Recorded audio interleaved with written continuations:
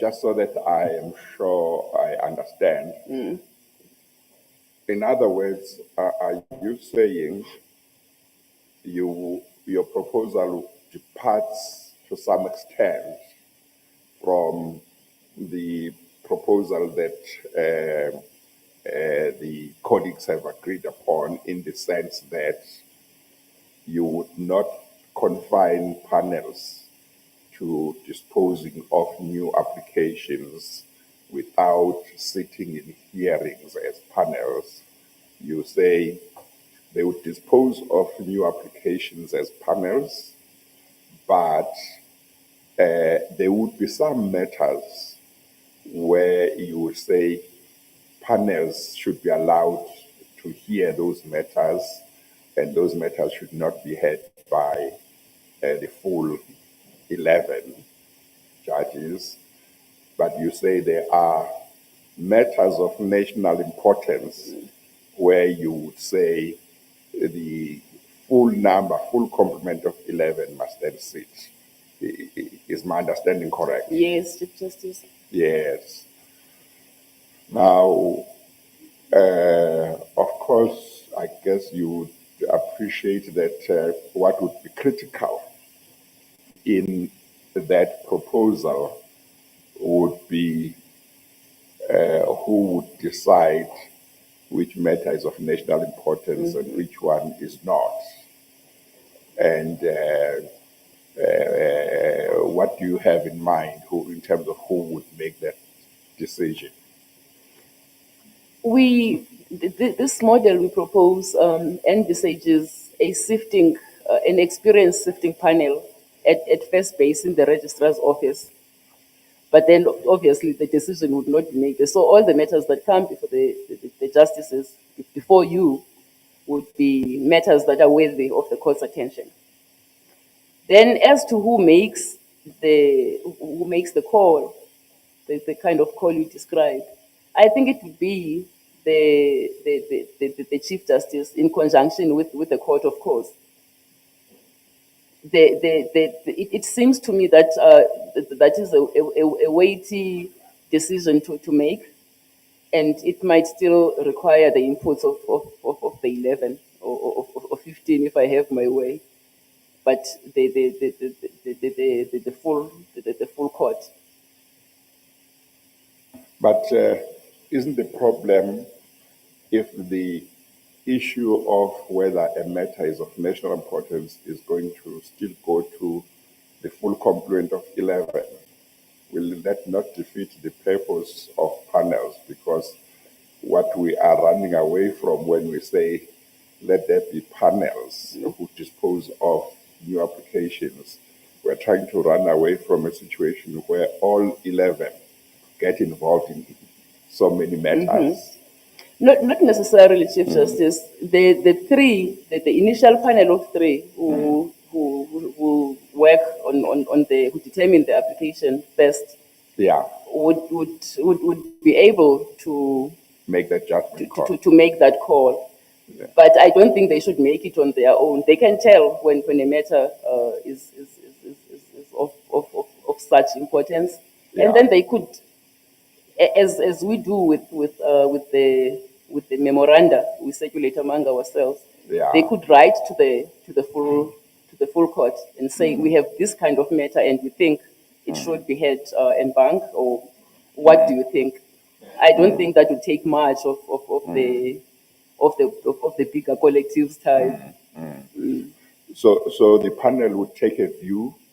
If it takes a view that the matter is not of national importance, they would dispose of it. Yes.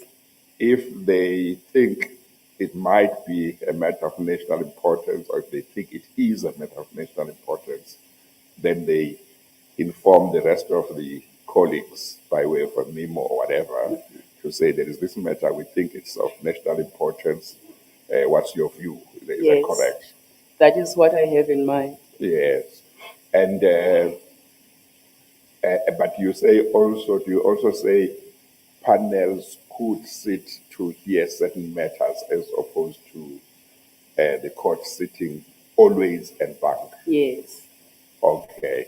and the panels would be of three. No. I think for the court hearings, you could have, considering the importance of the court, it would be more than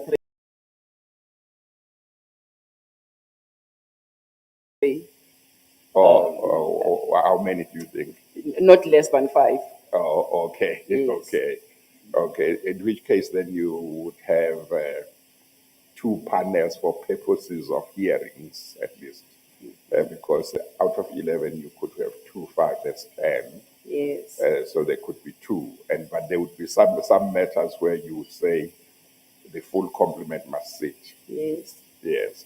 Okay. All right. The issue of the appointment of lawyers, experienced lawyers, to assist, that is something you are going along with. You also approve of that. Certainly. Yes. It has been proven to work in other jurisdictions. Yes. No, that's right. This issue of complaints about the quality, have you heard it? What do you think of it? Sorry? Of our judgments? This complaint about the quality of our judgments, have you heard it? Do you have views about it? I have caught smatterings of that, Chief Justice, but I would not react to that unless it was raised pertinently. Yeah. And I don't think it has been raised pertinently with us in a proper fashion. I mean, that sounds like a subject of a major conference Yeah. with the relevant people. Yes. Yeah. I take it what it means is, since you joined the court, you haven't seen anything in terms of the judgments not being of good quality that makes you uneasy. That has not been my That experience, has not Chief been your Justice. experience. Yeah. But I'm only speaking for myself. Yeah. Now, the NEEC is a very important body. You talked about it. Yes. You did say that there is a problem with regard to the certain stakeholders attending meetings of the NEEC. Other than that, what is your experience of the functioning of the NEEC? Have you found that it's functioning reasonably well, or are there other challenges that you are aware of? Well, it is a very important committee, Chief Justice, because all the relevant stakeholders in this business of delivering justice are involved at the highest level. It's the leaders who participate there. So if there are problems in one area, for example, there's a hold up with getting out DNA results, for example, which is one of the main problems we've had in the criminal courts.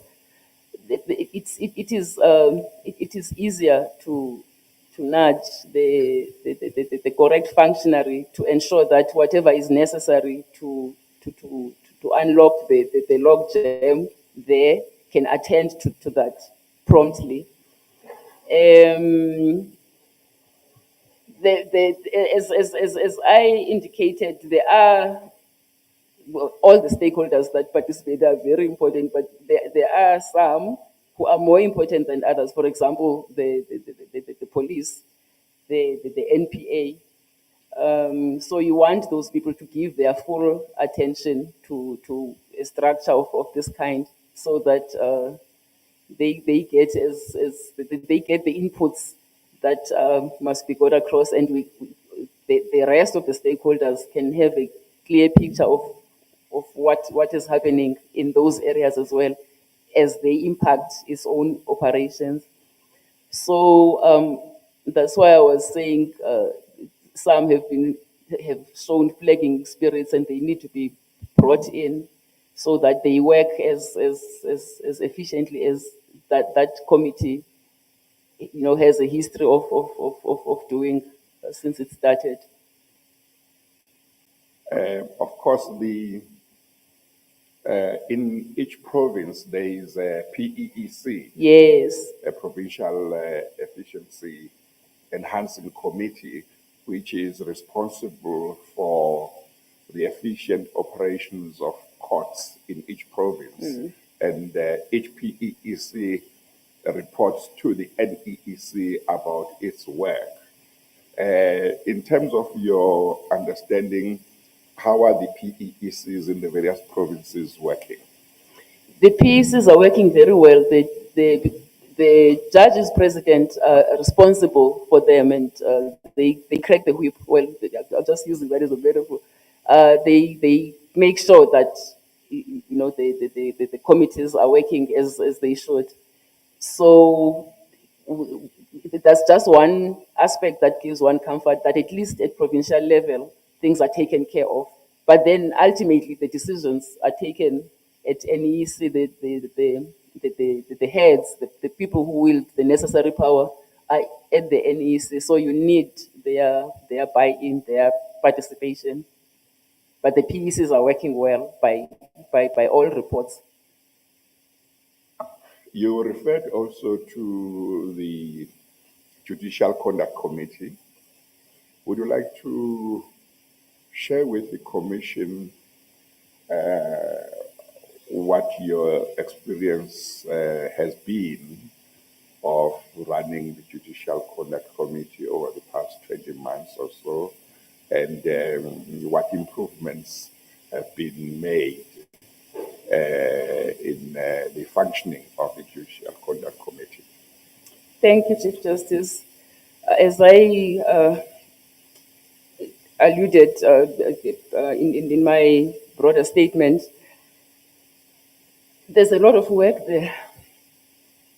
The report is that previously there would be very few, if there were more than 5, there were many complaints against judges per annum.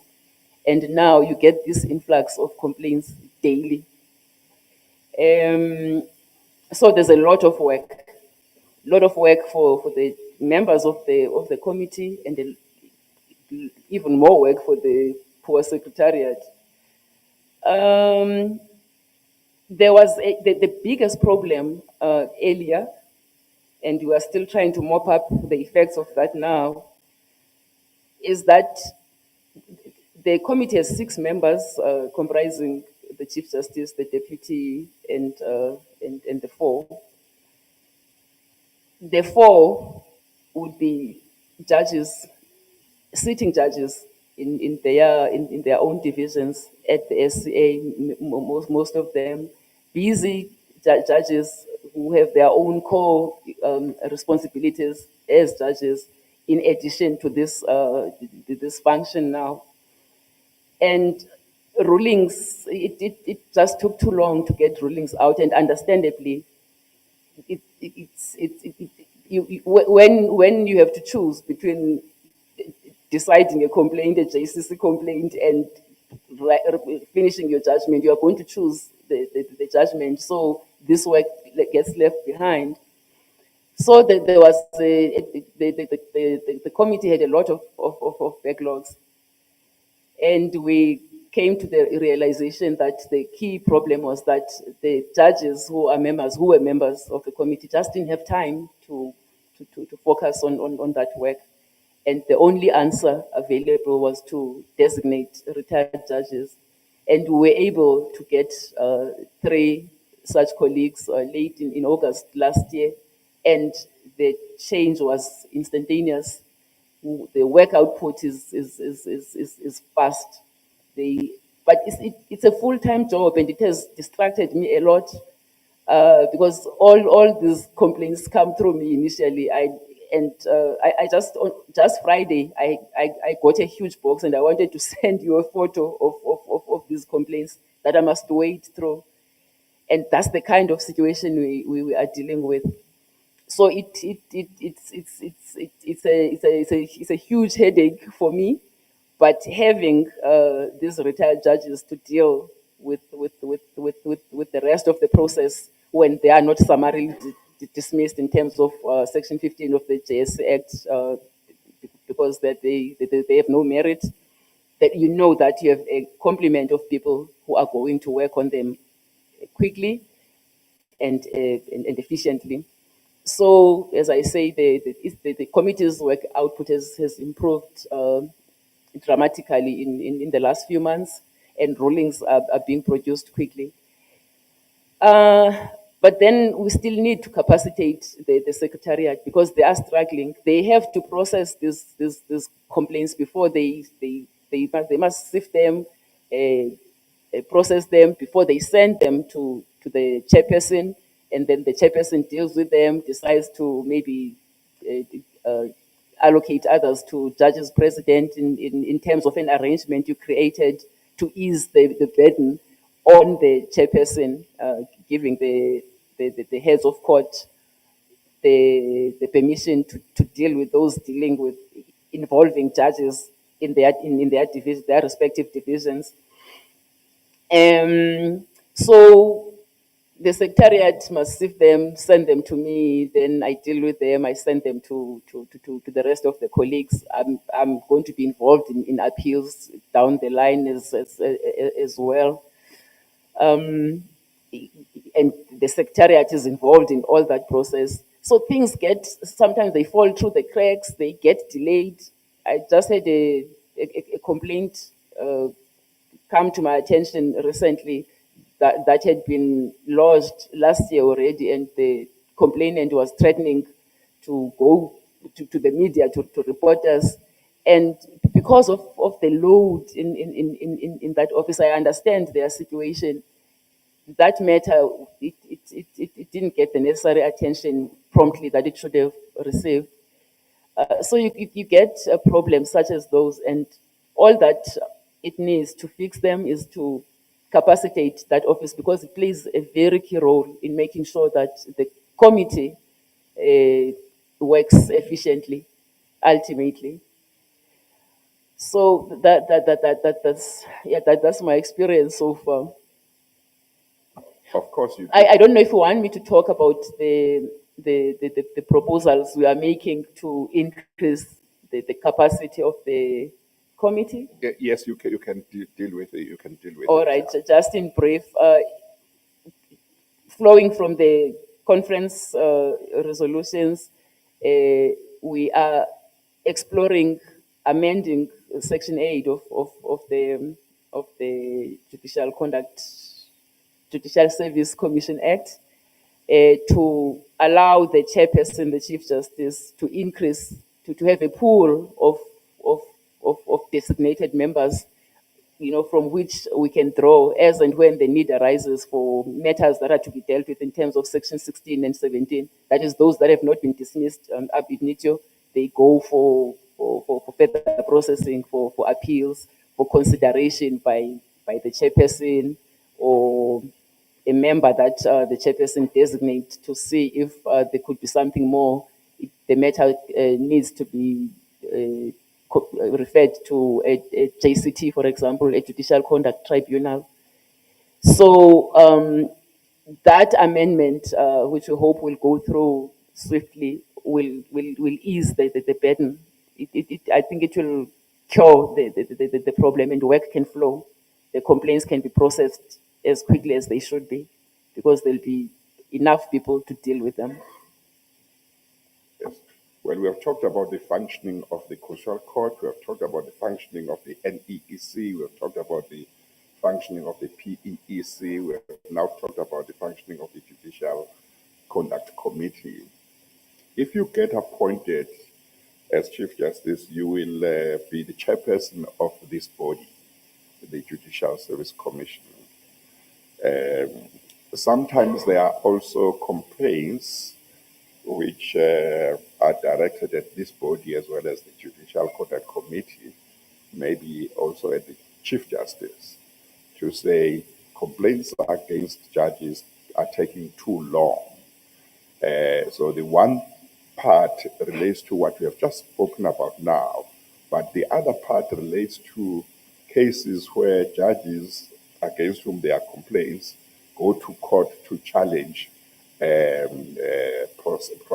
complaints or processes or decisions with the result that it can take years before there is finality. The judiciary gets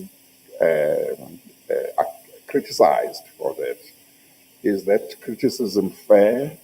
And if there's anything you think as Chief Justice you would be able to do with regard to such delays, what is it? Whew, that's a tough one, Chief Justice. Let me just clarify first that the delays I attributed to the JCC only relate to the early stages of the processing of the complaint. Once a tribunal, well, in my experience, once a tribunal, for example, has been appointed, the work goes quickly. Unless I'm subject to correction, but I can't think of a single tribunal that delayed this work. And as you point out, most, if not all, these cases that have spent as long as 16 years in one instance were delayed because the judges involved exercised their legal rights. They wanted, they challenged the process every step of the way, as is their right. And I'm not entirely sure what this body can do in that case. No one has a right to stop someone who is fighting for their life to keep their job from exercising whatever legal options they may have from doing that. So it's a difficult one, and I don't think, that said, I don't think the criticism against this body is fair. No, thank you. You are also the chairperson of EXCO, of the SAJE Council. Share with the Commission how SAJE is functioning. Is it functioning well? And the work of EXCO, because obviously EXCO is overseeing the work of the management of SAJE. The institute is working very hard, Chief Justice, and I think they deserve that compliment. That, by the way, is the institute that is responsible for the continuing education and training of judicial officers. They do a tremendous amount of work to achieve the goals of that project. The only problem that has arisen now, I can mention that as the scope of our work expands, they make sure to add training in respect of those areas of the law. For example, in the last session that they ran for judges, there was a presentation in respect of court-annexed mediation, which we are longing to start using in our courts. So they made sure that the presentation is made, their own part of the process has been done. So that process is being held back. I digress now. That process is being held back by the Law Reform Commission, because I believe legislation is necessary to carry it forward. And as I understand it, things are still at the stage of a white paper in that commission. So things have stalled. But the SAJE for the judiciary has kept its own speed and started training. I mean, we had very useful presentations at our conference in December as well. So judges are ready to implement this tool once it becomes available. So the SAJE, it keeps up with developments. But to go back to the problem I started raising, budget cuts. There's an influx. There's I think it's about over 250 new magistrates that are coming in now, for example, who need training. And the debate in the Finance and Budget Committee was, how to deal with that. Do you conduct it? Can the institute afford to run physical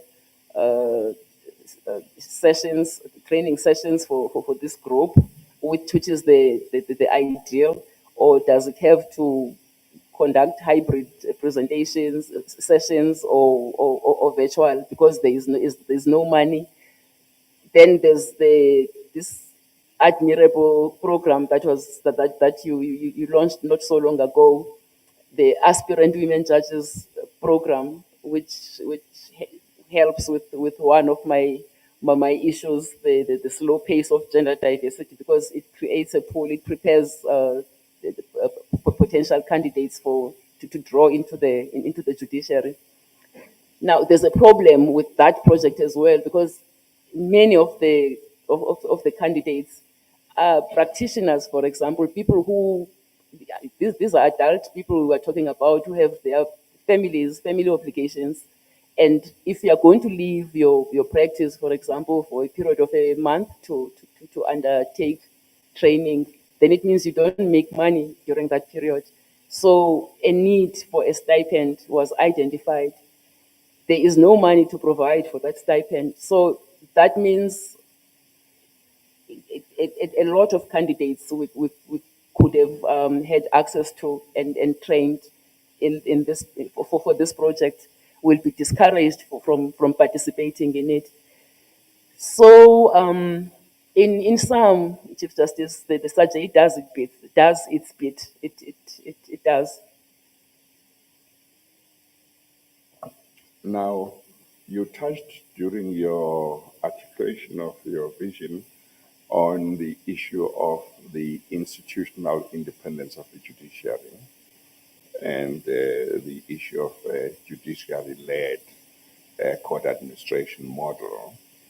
Would you like to elaborate further for the Commission and just maybe mention some of the features that should be there before we can say we have our full institutional independence, and what some of the features should be of this court-led, judiciary-led court administration model? In simple terms, Chief Justice,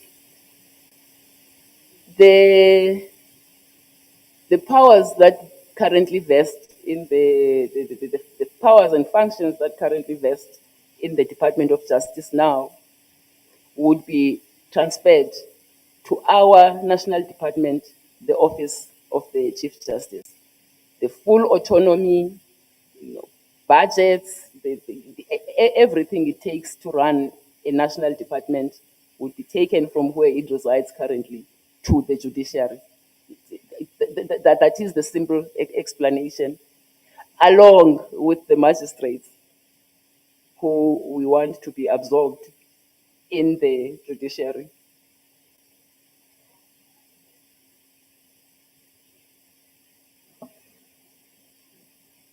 When you were interviewed for the position of both Chief Justice and Deputy Chief Justice, I think you referred to the need for a sexual harassment policy within the judiciary.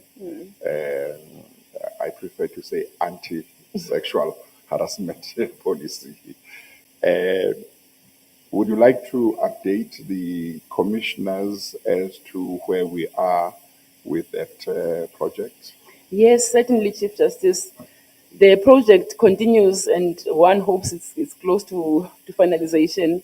We had presented the subcommittee that was appointed that was tasked to prepare this document, submitted a first draft, which had to go through. It had to be considered by you, the heads of court, and certain points were made on its comments, and the it was sent back to the subcommittee to consider certain aspects that it was felt were not adequately covered. So that process was finally completed just recently, and I think it's not more than a week ago that the second draft was submitted to you for further consideration. So it is hoped that the latest draft will be found adequate. I say you are modest. You don't want to say that you led that committee. She led that committee.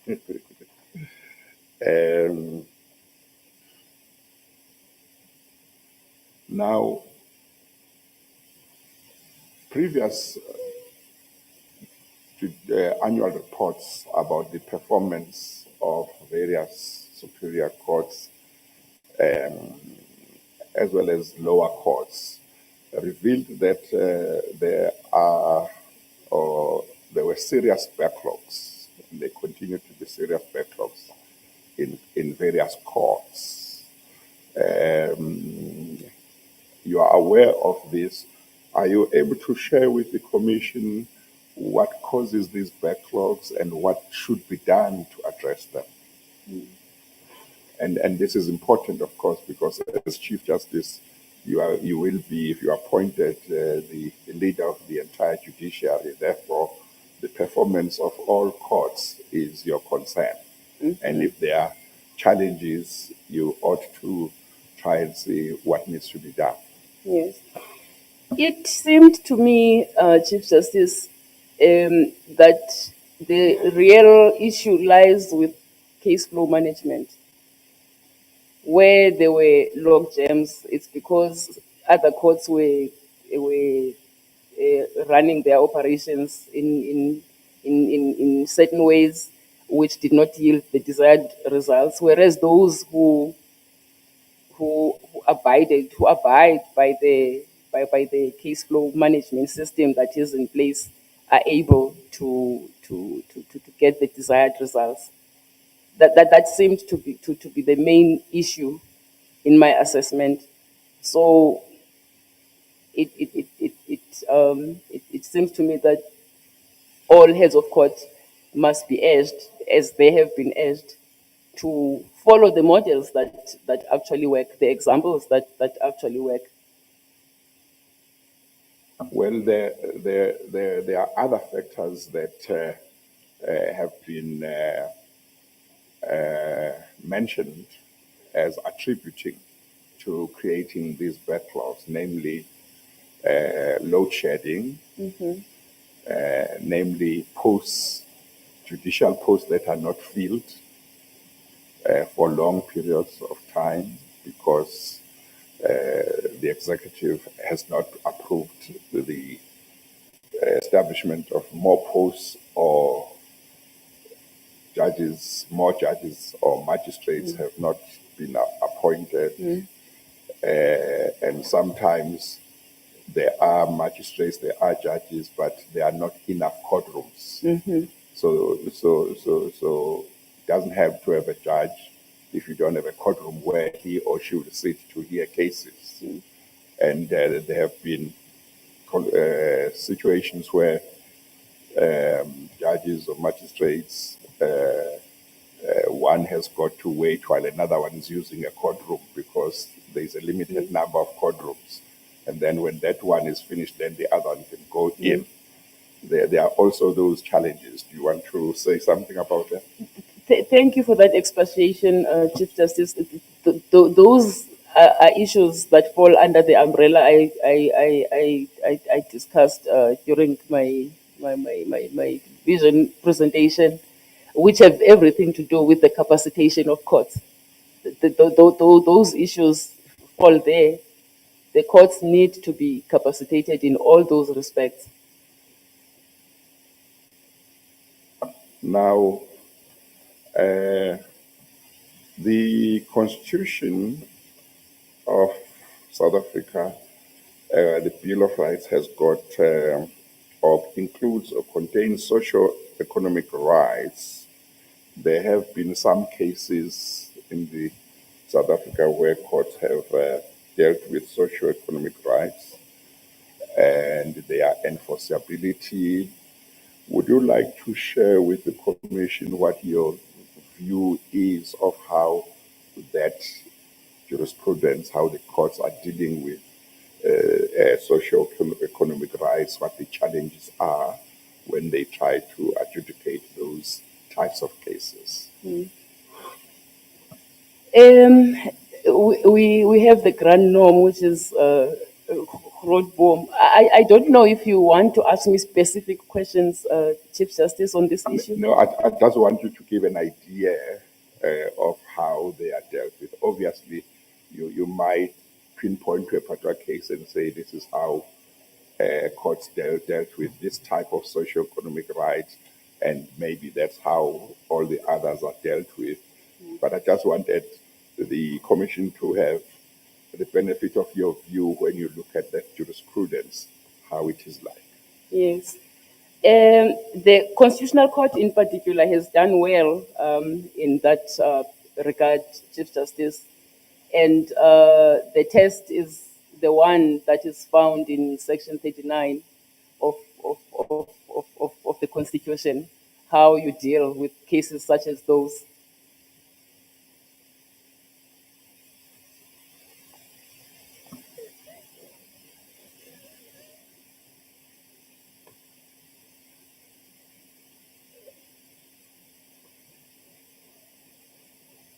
I'm just checking whether you are done. Yes, I'm done for now. I would really appreciate a specific question. Oh, no. I just wanted an overview of how the jurisprudence goes.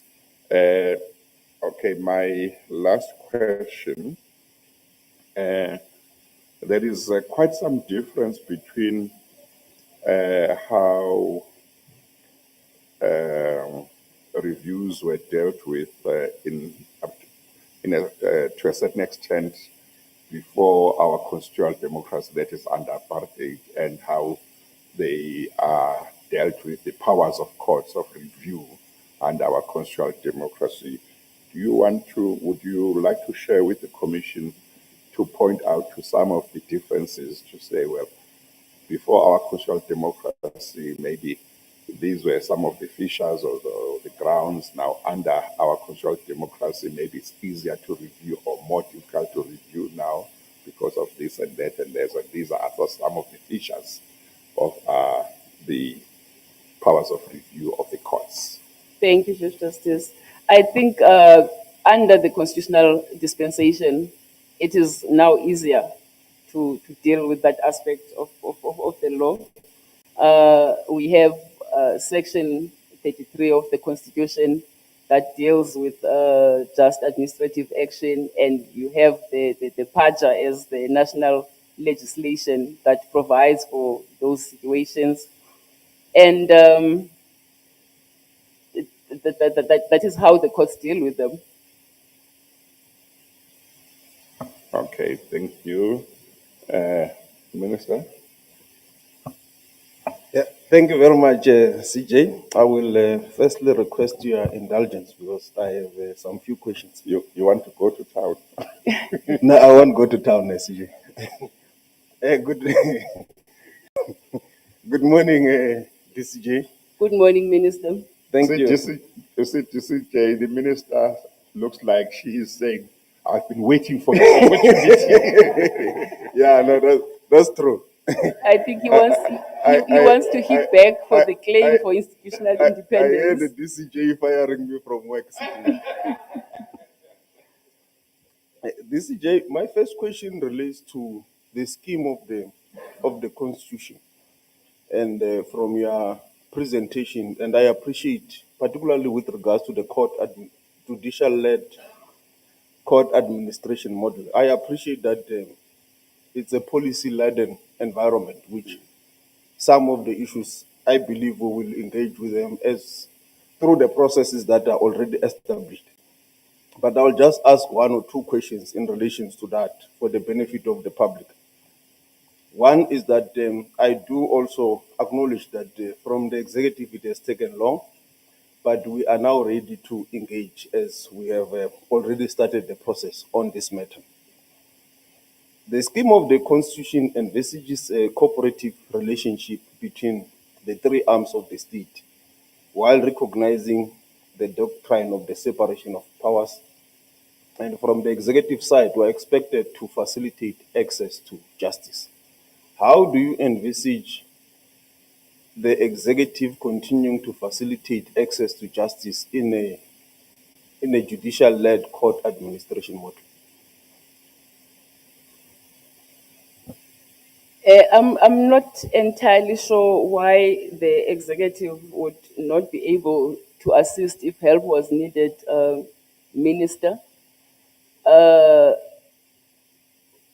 For example, in the executive itself, if there is a department that needs assistance, I'm just trying to think of a concrete example where we had that the Department of Education, for example, asked for the transfer of certain rights, transfer of certain functions from the Department of Public Works to ensure that it carries out its mandate successfully, because the Department of Public Works was lacking in one form or another, and that transfer of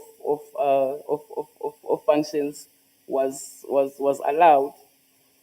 And I do not see why the OCJ would not be able to approach another department that it thought might be able to assist in one form or another where the need arose. The executive functions separately from the legislature. Well, the three arms function separately from one another. But we have had, for example, a case of a branch of the National Assembly, the Justice Portfolio Committee, for example, conducting a roadshow of the courts, which one would ordinarily assume to be a duty of the executive. They conducted a roadshow of which was a review of the status of the court system, the court, the status of the court infrastructure, among other things. And that exercise proved to be invaluable. So there will always be ways in which, at the end of the day, I think the focus should be that we are working towards one goal. While we are separate, we are still working to serve the South Africans. So where there are areas where there can be cooperation, then help can be lent, if I can put it in simple terms. Yeah, my second one relates to the budget issues that obviously have arisen from the presentation, in that, as you have said, in the judicial-led court administration, it will then be handled by yourselves. We account to Parliament for the budget and so forth. How do you envisage the judicial-led court administration accounting to Parliament with regards to the budget, and the fact that, as you are aware, the budget remains the prerogative of the National Treasury through the executive? How will you account to Parliament for this budget and these processes? It seems to me that Parliament is the cradle of our society. It seems to me that that's where the judiciary should account as well. In the same way that the executive does, I don't see why the judiciary should do things differently. Okay, I think I get it, that the Chief Justice will then be the one who goes to the National Assembly or to the Portfolio Committee to account for this budget. Not necessarily the Chief Justice, the Secretary General of the Office of the Chief Justice will go to Parliament. Yeah, we account through the executive. It's not the director general. It's myself who goes and account for Parliament. Is the speaker as the other arm of the state. But maybe there could be some special measures, as you say. But maybe I will leave that for further engagement in another platform. Well, if it must be the head of the institution, then the head must go and account to Parliament. Okay, no, that's fine. So I'm taking this because in one of your earlier introduction, you raised the point that you have found it now very difficult that you are also administratively burdened when you in your first interaction with the CJ, that you also have to do judgments, your real court work, and also have to handle all this administrative work. Will this not further overburden the judiciary with a lot of administration work when you also have to run a department? The Office of the Chief Justice is there to render the necessary support, and it will continue doing that with more powers now. Yeah, my last question, DCJ, relates to also almost flowing from this, that it's a challenge which we have in government, with a shrinking budget for everyone, all state entities, government. There is a shrinking budget, and I'm aware that you are concerned as a judiciary that you are not consultant when this happened, and there's a process to deal with that. But my question is, how are we going to implement, how do we envisage implementing this vision in this environment of a shrinking budget for the fiscus? There are departments that have been excluded from budget cuts, from example. We can't speak for them. We don't know what motivation they gave to be excluded from the budget cuts. The issue with us is that the Chief Justice was not consulted in this process. And the strange part now is that the judiciary is said to be excluded, but then the department that actually runs its operations is not excluded. All that the judiciary does is to adjudicate cases. The props for that operation are run by the Office of the Chief Justice. This tells me that if there was a will, as one must assume, to exclude the judiciary, and then shrinking budget or not, money would have been found for the judiciary, just as it has been found for the other departments that have been excluded. For example, I think education is one of those. Thank you very much, DCJ. Thank you, CJ. Thank you. While I'm looking for hands, yes, I see one. May I take this opportunity to say, you know, in some jurisdictions, with regard to the question that the minister was posing to you about who would then account to Parliament, it's not a judge who will go to Parliament. It will be an official of an entity that, for example, in our present circumstances, you could call the OCJ, or there could be another entity which is controlled by the judiciary, and that the chief executive officer of that entity is the one then that goes to Parliament to avoid the idea that a judge should go and account to Parliament, because it's normally not taken as the right thing to do in terms of the independence of the judiciary. If it were to be done like that, is that something that you would be fine with? Yes, Chief Justice. Yeah. Yes. Okay, all right. Thank you. Commissioner Marumwakai? Thank you very much. I'm sorry, no. I'm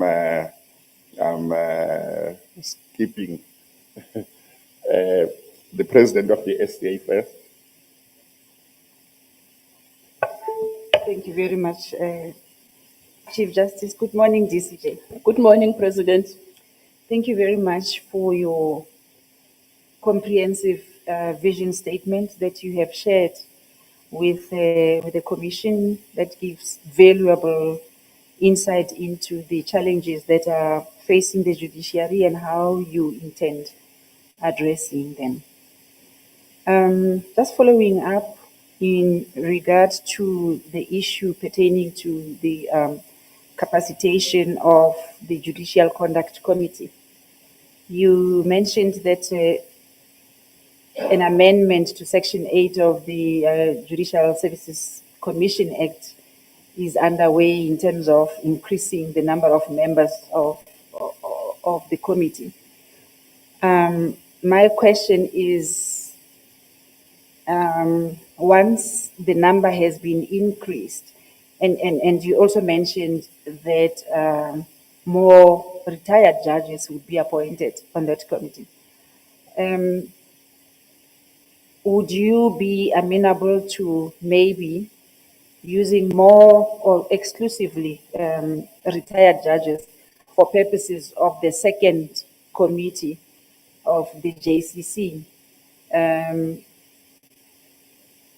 You correctly mentioned that the judiciary is overstretched because the workload has increased.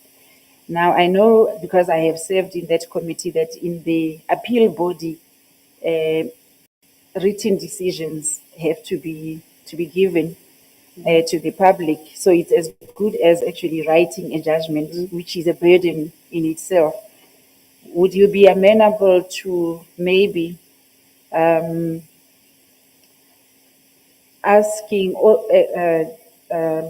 only retired judges to participate in the appeal body, so that the time of the other members, because it's only senior members of the judiciary who serve in that committee, so that the time of these other members of other courts is freed for them to focus exclusively on the workload of their courts in terms of the writing of decisions.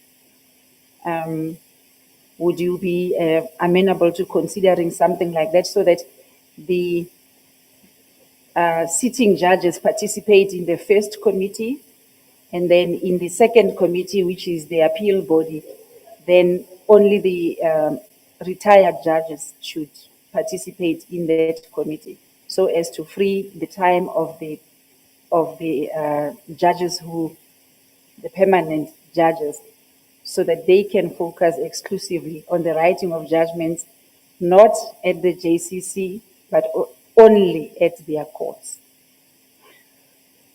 The committee is doing exactly that already, President. But as you know, disagreement may arise there too, and unfortunately, as things stand, not unfortunately, but we still have one sitting judge as a member in addition to me, and it does happen sometimes that disagreement arises, and more than one ruling must be given. So the sitting judge, as the component stands now, the composition stands now, will still have to write. But the hope is that in future, as you suggest, only retired judges are designated for these positions, so that we don't suffer the challenge that has been suffered previously. Sorry, I'm saying at least for the appeal body. Oh yes, certainly. Yeah. Okay. Thank you. And the second aspect relates to the capacitation of the courts, which, as you correctly pointed out, is affecting the delivery of the courts, in terms of the norms and standards. It's affecting the efficiencies of the course. So my plea to you, and I know, and you correctly identified as your short-term goal, my plea to you is that if by the time you are appointed, that problem has not yet been resolved, you should please elevate it so that it's no longer your short-term goal. It's something that should be done immediately to avoid the collapse of the judiciary, because as things stand, the judiciary is already suffering in terms of achieving its constitutional mandate and achieving the standards that it has set for itself in terms of the norms and standards, especially pertaining to the delivery of the judgments. I know that the Chief Justice has made overtures to the executive in terms of, resourcing of the courts. But my plea to you is that if that has not yet happened by the time you take over, could you please ensure that it's something that you attend to it on your first day of work as the Chief Justice of the country? If I take over, President, I've heard you. I agree with you. I agree with the sentiment. Thank you, DCJ. Thank you, Chief Justice. Thank you, Judge President Lambo. Thank you very much, Chief Justice. DCJ, good morning, good afternoon. Good morning, Judge President. I'm heartened when I listen to your vision as a head of court. I just want to follow up a little bit on what the minister asked you. There seems to be a fixation on the executive that whatever the judiciary wants to do, which is operational or budget related, must go through the executive. And I hear you strongly to say we can account on our own directly. Am I correct? Yes. You have our support in that regard. We also can think. And we are exposed to other models internationally where there are successful accountability models that the judiciary has embarked on. So you have our support in that regard. One issue that I thought I'll raise with you, and to following the lead by the president of the SCA, is the reputational damage or risk that attaches to the judiciary due to delayed judgments, one. Two, in Gauteng as we speak, there are people who are getting dates in 2027. And people can't wait that long for justice. But it's not because the judiciary is lazy or is not doing anything. It's capacity related. But it strikes me that something else can be done, and I want to check what your thinking is about this. If you look at Gauteng, it always ranks as the judge that has the most reserved judgments. And that speaks to the fact that its workload is higher than all other courts. Yes. The work that leads to reserved judgments, special motions in particular, these are the critical complex motions that come to Gauteng. Would it be something you would support for other divisions to avail periodically, and not longer than a week, a judge to be part of the teams that are allocated these types of work, for this work to be shared? If you look at opposed motions themselves in Gauteng, in Pretoria only, we have 340 per term. I doubt if there's a court that has more than 100 per term. So I'm saying burden sharing by the courts. Is this something you could support and try and encourage nationally? I know I'm ambushing you, but I look forward to your leadership and guidance, and that's why I'm putting this question to you. I think this is one aspect we have talked about in the discussions we have had about our institution, and I wholly support the view you propound. I support it fully, and I would make sure that it happens in other divisions as well. Thank you very much, DCJ. That's all, CJ. Thank you. Thank you, JP. Commissioner Marumwahai.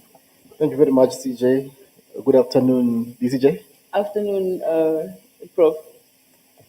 I do have two questions. The first one, perhaps, maybe comes from the discussion that you had with the CJ with respect to the quality of judges, the quality of judgment, or the view with respect to. I don't think it's a universal view, but there is a view that there are judgments that are concerning, and I think it's something that should be welcomed.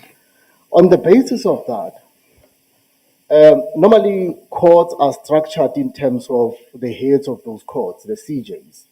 We hear things like the Charles Carlson Court, we hear the Lelanga Court, and other courts. And those courts are characterized in a certain way. The Charles Carlson Court was a sort of a transitional court. It was accepted in most instances, but the Langa Court was the most interesting.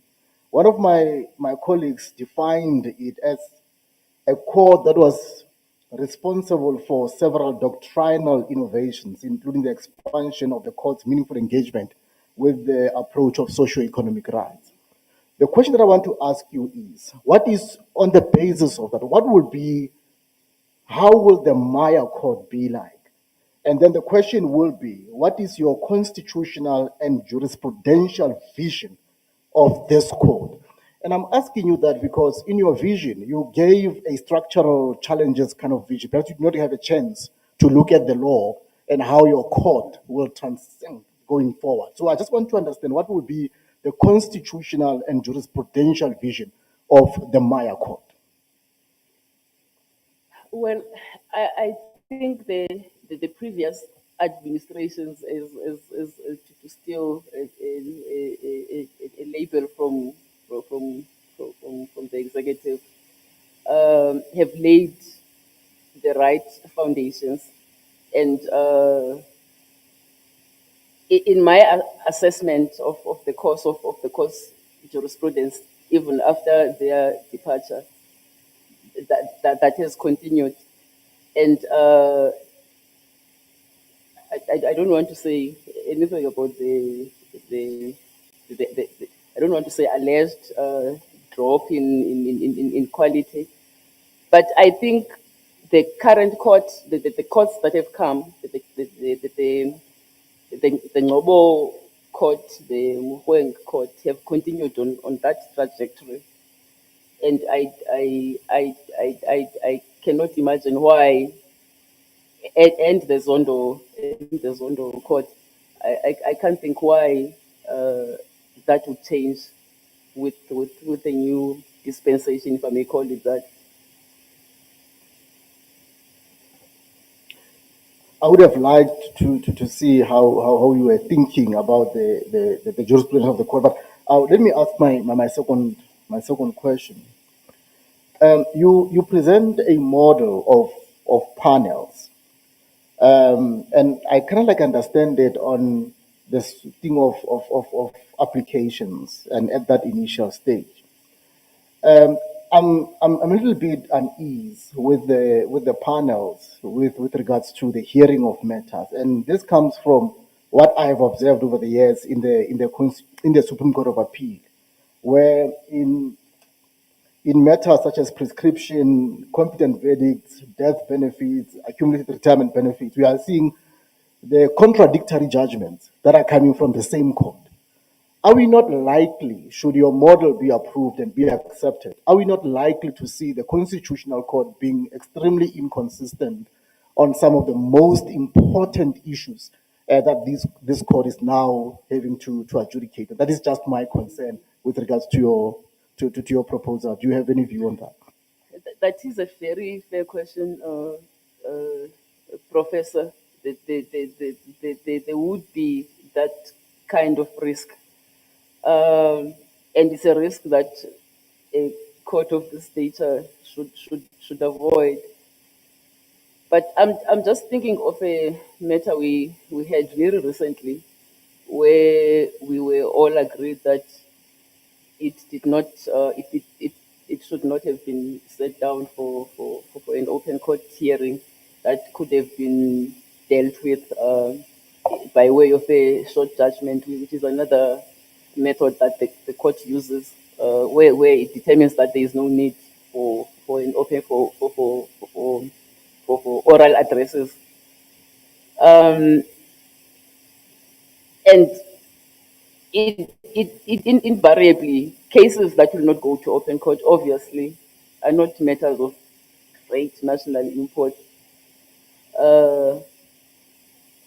Although if you still deal with them, even if by way of a short judgment, then you get all the full court always in, and you get there is no chance of a divergent view arising in this one and another similar one that is heard by a different panel down the line.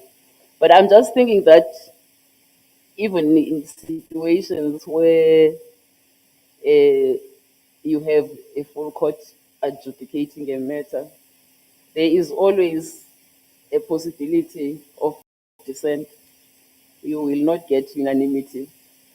And it is not far-fetched to imagine that down the line, that dissent may grow wings and legs and become a majority. It has happened, but that's a somewhat different scenario.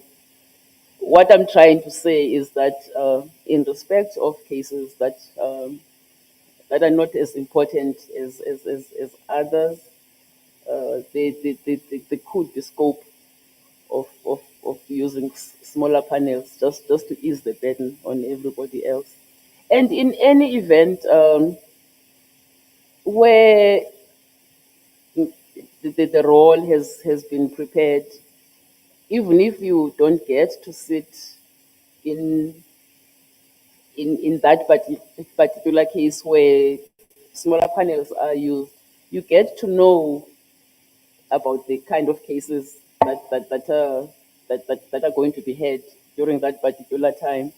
And if an issue has arisen in the current role that has been determined before, it is not unusual for colleagues to talk about them. So you give me food for thought. It's a fair question, as I said. CJ, sorry, CJ, if I can just follow up, that's my last. Okay. You raise another important issue, right? Where you are raising an issue of national importance or importance, and when you are crafting it, I'm thinking that we are creating another sort of system in law similar to exceptional circumstances, good cause shown. So now I then wonder as to how then will national importance be determined for the purposes of the Constitutional Court. Will this have to be something that is provided for in the Constitution, or will it be provided for in the directives or even the rules of the court? Because if I take the matter to the Constitutional Court, as a litigant, I would think that matter is important to me. And national importance doesn't start from national importance, it starts from the citizens themselves. So how are we going to craft this national importance criteria that one has to meet to take the matter to the Constitutional Court? That is not something that could be dealt with by way of a directive or even a statute. I think it would have to be provided for in the Constitution itself. So one would have to craft some form of some form of provision to cater for that. It is just a proposal, Prof, and as with any proposal, it would need to be debated, and you have people poke holes or support or until a perfect resolution is found. Thank you, DCJ. Thank you very much, CJ. Thank you. Commissioner Shabangumdawa. Thank you, CJ. Good afternoon, DCJ. Good afternoon, Commissioner. Good to see you. DCJ, in 2022, when we interviewed you, you raised a concern regarding the lack of the sexual harassment policy within the judiciary. How far are we with the development of that policy? And is there a plan to protect the victims or the complainants? Commissioner, she answered that question already. Thank you, Chief Justice. I asked her and she answered it. She said it has been submitted to me by the committee that she chairs and it's being finalized. Okay, DCG, thank you for that. But can I proceed with this one? Is there a plan to protect the complainant from being victimized when they come forward with that complaint? This is precisely what the policy is meant to address, Commissioner. And the unfortunate part is that it has taken the Chief Justice, one of the first tasks that he undertook upon his appointment was to ask me to form a subcommittee that would prepare a policy, and that was done expeditiously. I think it was in March last year already. But it's a process, and for one reason or the other, it's not a decision that can be taken by the Chief Justice alone. It had to go to heads of court, and we're here now. It's still not been finalized. Thank you, DCJ. But my second question then will be, you spoke about the outreach program, which is a good thing, I must say. But how are you intending to deal with this, taking into consideration the network, connection in the country, and as well as the workload of the judges? It is not an undertaking that would be performed by the judges themselves, Commissioner. Remember, I said it's something I envisioned the communications department undertaking, a communications department that I proposed could possibly have a judge involved, a retired judge. I said a retired judge, perhaps, who would give direction on how this educational aspect of the education of the public is something that's already provided for in the judiciary's communications policy. So it would just be carrying it through. And if you have a judge in the department, we create a position of a judge there, then it is that judge, with the assistance of the department, who would run that project. And they could do physical road shows if necessary, and make the necessary arrangements. Thank you, CJ. Thank you. Commissioner Singh.